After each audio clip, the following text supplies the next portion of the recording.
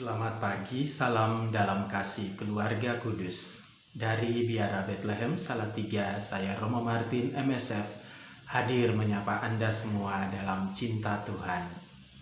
Hari ini Selasa 5 Mei 2020, pekan keempat Paskah. Saya mengajak kita sekalian untuk merenungkan Injil pada hari ini. Marilah kita mempersiapkan diri untuk mendengarkan Tuhan. Dalam nama Bapa dan Putra dan Roh Kudus, amin. Ya Bapa yang penuh kasih, sumber kehidupan kami bersyukur atas anugerah kehidupan pada hari ini. Kami bersyukur pula atas Yesus Kristus yang menjadi gembala bagi kami, yang senantiasa menuntun dan membimbing kami. Kami mohon Roh Kudus-Mu saat kami mau mendengarkan sabda-Mu, supaya kami dapat mendengarkannya dengan baik, meresapkannya dalam hati kami, dan menjalankannya dalam hidup kami. Demi Kristus Tuhan dan pengantara kami. Amin. Inilah Injil Yesus Kristus menurut Yohanes bab 10 ayat 22 sampai dengan 30. Pada hari raya penahbisan Bait Allah di Yerusalem, ketika itu musim dingin, Yesus berjalan-jalan di Bait Allah di Serambi Salomo. Dan orang-orang Yahudi mengelilingi dia dan berkata kepadanya, "Berapa lama lagi engkau membiarkan kami hidup dalam kebimbangan?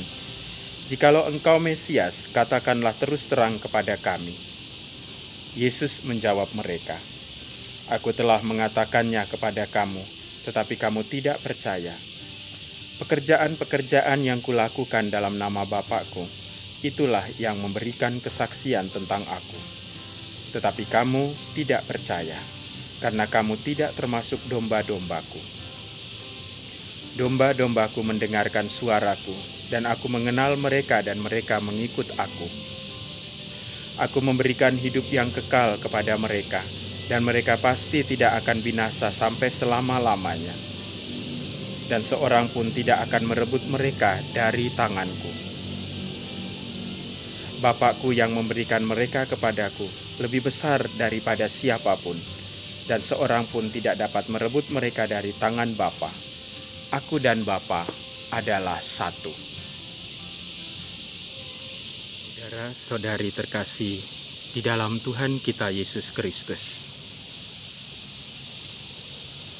membangun kepercayaan di dalam diri sendiri tidaklah mudah. Apalagi untuk percaya kepada orang lain. Sesuatu yang cukup sulit untuk dilakukan. Oleh karena itu, untuk sebuah kepercayaan membutuhkan waktu yang lama, membutuhkan sebuah proses, dan proses itu terjadi di dalam relasi yang terus-menerus, komunikasi yang terbuka satu sama lain, dan juga keinginan untuk mengerti dan memahami. Disitulah sebuah kepercayaan akan bertumbuh. Di samping itu, sebuah kepercayaan akan bertumbuh dan berkembang jika orang mau melepaskan pikiran, perasaan, pendapat, atau segala macam hal yang menyangkut dirinya sendiri, sehingga ia terbuka untuk mendengarkan pendapat, pemikiran, dan perasaan orang lain. Dengan demikian, sedikit demi sedikit, terbangun kepercayaan kita kepada orang lain. Kepercayaan tidak akan terbangun satu terhadap yang lain jika tidak ada hal-hal itu, teristimewa keterbukaan.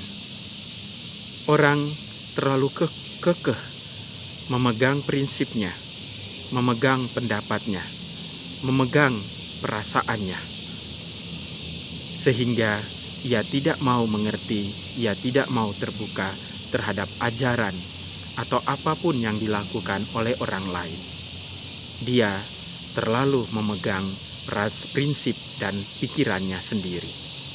Itulah yang dihadapi oleh Yesus Kristus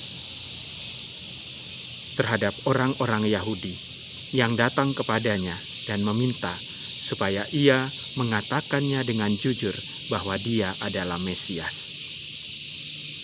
Yesus tidak mau mengatakan dengan jujur, atau Yesus tidak mau mengatakan secara gamblang dari mulutnya sendiri bahwa akulah Mesias. Tetapi ia menunjukkan bagaimana melalui pelajaran-pelajarannya, melalui perbuatan-perbuatan ajaibnya, tanda-tanda dan mujizat-mujizat, Yesus sungguh menunjukkan dirinya adalah Mesias. Dan sudah banyak yang mewartakan dari para nabi bahwa dialah Mesias, dan tanda-tandanya sangat jelas. Namun, mengapa orang-orang Yahudi masih juga belum percaya? Salah satunya adalah mereka kekeh terhadap pandangan mereka, terhadap pengetahuan mereka, dan mereka terlalu berpusat pada diri mereka sendiri. Sehingga apapun yang Yesus lakukan, apapun yang Yesus ajarkan, tidak mampu untuk menembus tembok yang sudah mereka pasang bagi diri mereka sendiri. Dan itulah yang membuat mereka tidak percaya. Saudara-saudariku yang terkasih di dalam Tuhan kita Yesus Kristus, kita bersyukur karena kita sekalian digolongkan sebagai domba-domba di bawah bimbingan gembala kita yang sejati, yakni Yesus Kristus. Karena kita digolongkan dan dipilih sebagai domba-domba, maka kita sanggup untuk mendengarkan Dia. Dan semakin kita mendengarkan Dia, kita semakin percaya kepadanya. Dan ketika kita semakin percaya kepadanya, kita pun sanggup untuk mengikuti Dia, seperti para rasul yang menyatukan hati mereka, percaya kepada Kristus dan mewartakan Kristus. Dan di Antiochialah mereka pertama kali disebut sebagai Kristen, sebagai pengikut Yesus Kristus yang didasarkan pada satu kepercayaan, pada satu iman bahwa Yesus Kristus adalah Mesias, Putra Allah yang hidup. Kita semua didasarkan pada iman kepercayaan itu menyatukan diri kita sebagai gereja.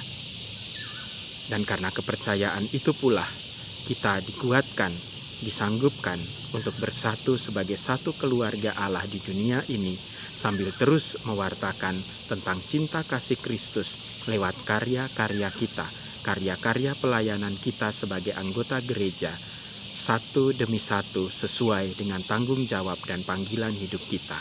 Dengan demikian, pewartaan Kristus tidak akan pernah berhenti. Dan dengan demikian pula, banyak orang ditarik untuk percaya kepada Kristus lewat kesaksian hidup kita setiap hari.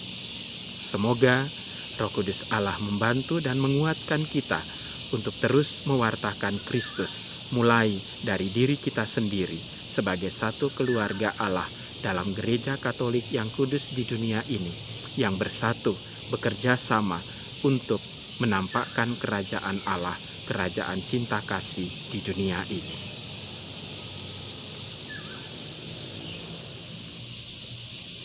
Marilah berdoa. Tuhan Yesus Kristus, Gembala kami, yang senantiasa bersatu dengan Bapa, kami bersyukur dan berterima kasih karena Engkau telah menjaga dan memelihara kami sebagai domba-domba-Mu. Tolonglah kami supaya kami senantiasa mendengarkan Engkau sebagai gembala kami, sehingga hidup kami selalu terarah kepada Bapa, kepada kehidupan yang kekal. Dan kami pun tiada henti-hentinya memberikan kesaksian tentang cinta kasih-Mu yang Engkau anugerahkan kepada kami di dalam kehidupan kami setiap hari. Engkaulah Putra Allah yang hidup dan berkuasa bersama Bapa dan Roh Kudus sepanjang segala masa. Amin. Tuhan bersamamu dan bersama rohmu. Semoga Allah yang Maha Kuasa memberkati saudara, keluarga saudara, dan karya-karya saudara hari ini, Bapa dan Putra dan Roh Kudus. Amin. Salam Selasa, setia laksanakan sabda Allah.